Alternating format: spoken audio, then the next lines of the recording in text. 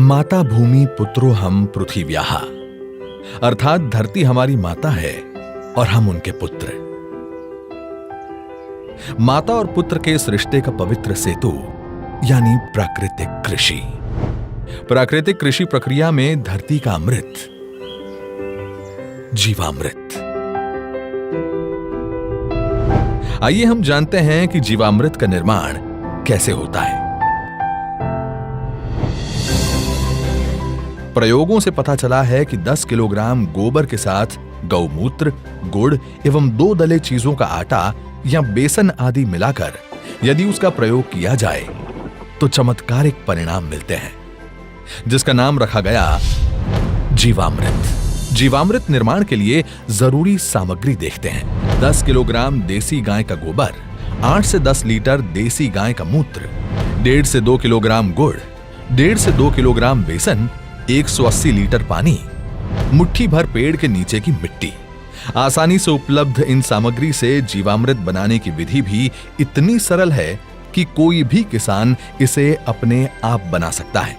इन सामग्री में से गुड़, बेसन एवं गोबर को पानी या तो गौमूत्र का उपयोग करके ठीक से मसलकर लिक्विड जैसा बना लें।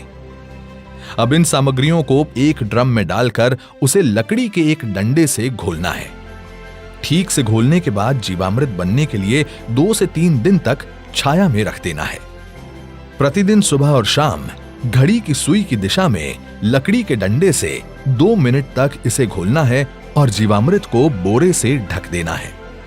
यह जीवामृत जब सिंचाई के साथ खेत में डाला जाता है तो भूमि में जीवाणुओं की संख्या अविश्वसनीय बढ़ जाती है और भूमि के रासायनिक व जैविक गुणों में वृद्धि होती है। जीवामृत को महीने में 2 बार या 1 बार उपलब्धता के अनुसार 200 लीटर प्रति एकड़ के हिसाब से सिंचाई के पानी के साथ दीजिए।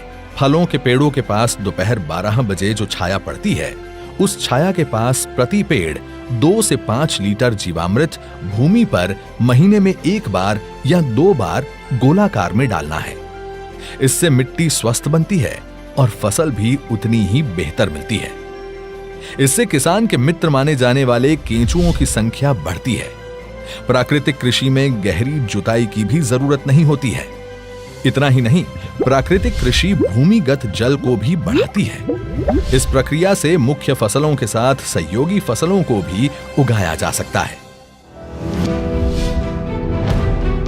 घन जीवामृत जीवामृत का ही सूखा हुआ स्वरूप है, जिसे फसल बोने से पहले जमीन में मिलाया जाता है।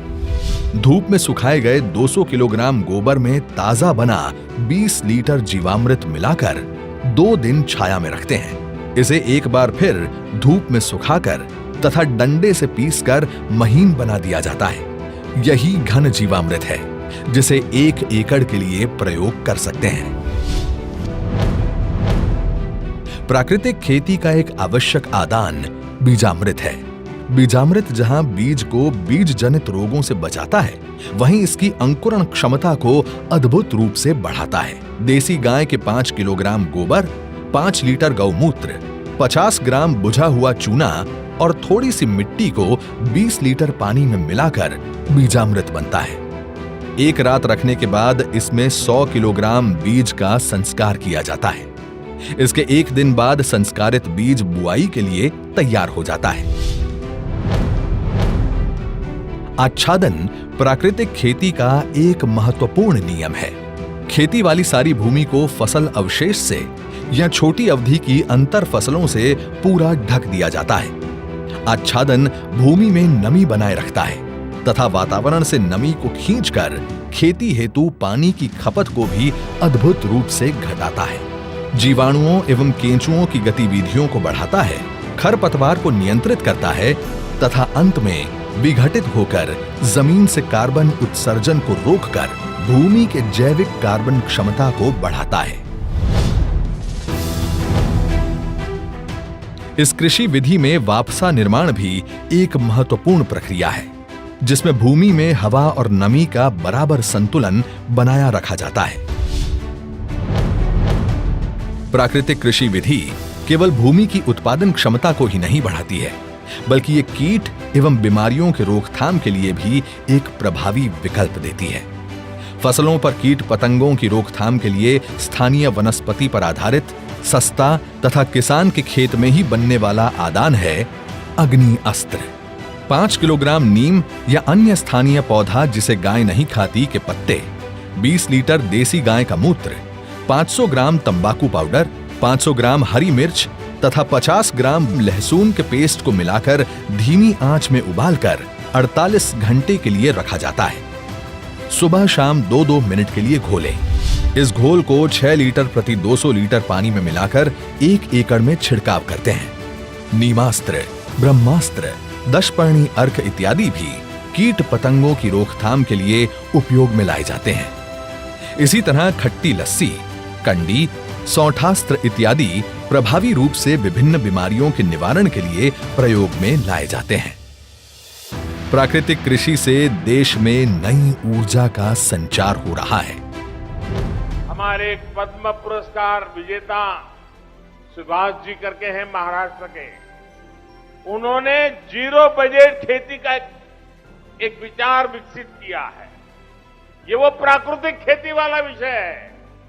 इससे हमारी धरती मां भी बचती है, हमारा पानी भी बचता है और फसल भी अच्छी और पहले से ज्यादा होती है। मेरा आप सभी किसान साथियों को, देश भर के किसान साथियों को आग्रह है, आप हमारी बात को समझेंगे, मुझे पक्का विश्वास है आप उसको अपने खेत में लागू करेंगे।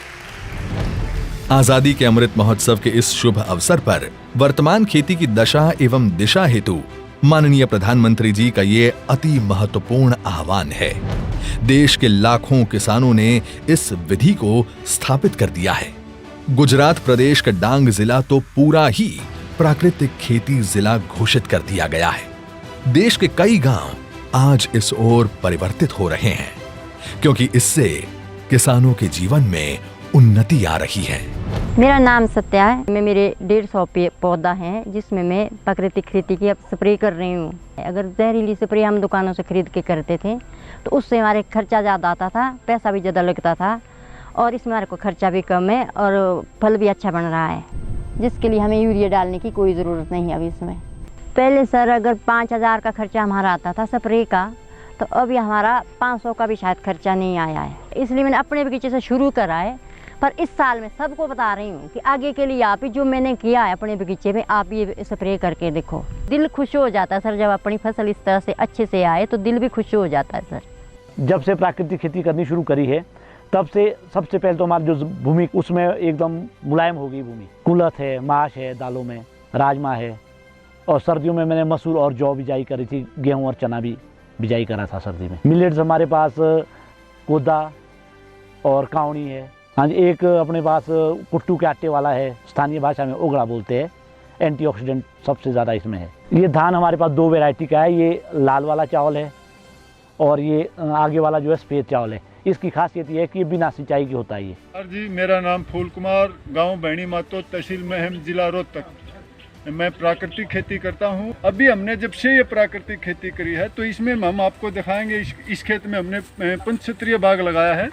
इसमें सेब, किन्नू, आड़ू, आलू बुखारा, अंजीर, और ये बेड पे पूरे में हल्दी है और हल्दी के नीचे चना है।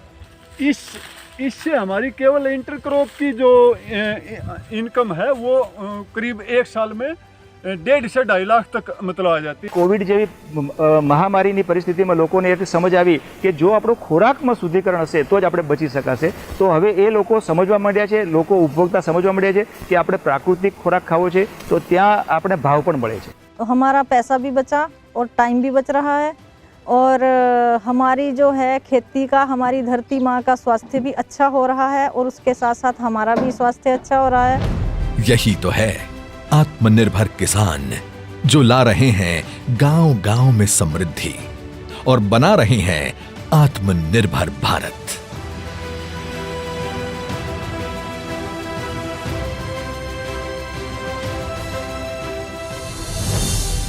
प्राकृतिक कृषि आत्मनिर्भर भारत के आत्मनिर्भर किसान की खुशी।